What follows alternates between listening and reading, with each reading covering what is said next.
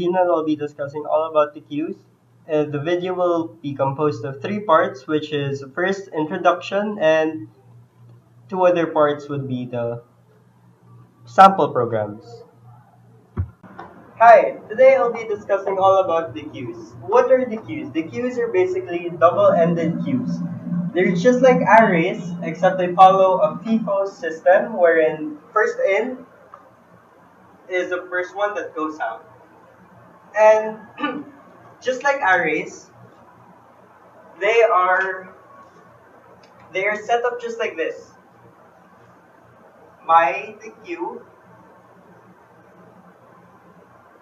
and the index number, which shall be 5. Let's say it's an integer. This is how you set up a deque. And inside this are 5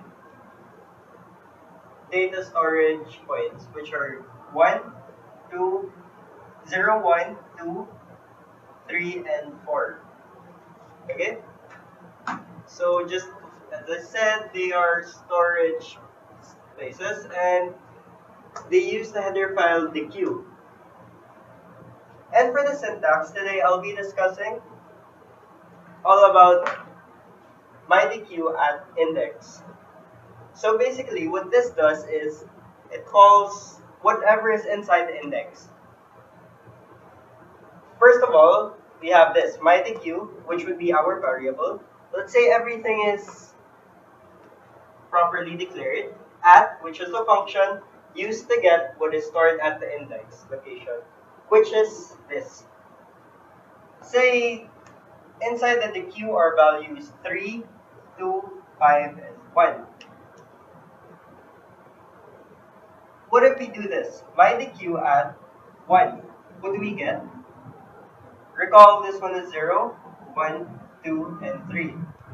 So we're going to get this one. Later on, I'll be discussing all about the program, and right now I'll be discussing the program we will use today. As you can see, it's deque in MyDeque 5. 5 would be how many indexes are inside that storage value, and for loop, the for loop will basically put in values inside the deque. And here, as you can see, I starts at 0, so the value at I0 is 0 plus 1. And we're going to increment it, though it's not clear, it'll be 1. So the value at index 1 will be 1 plus 1, which is 2, and so on and so forth. So basically, when we use cout, we will get these values. The queue contains 1, 2, 3, 4.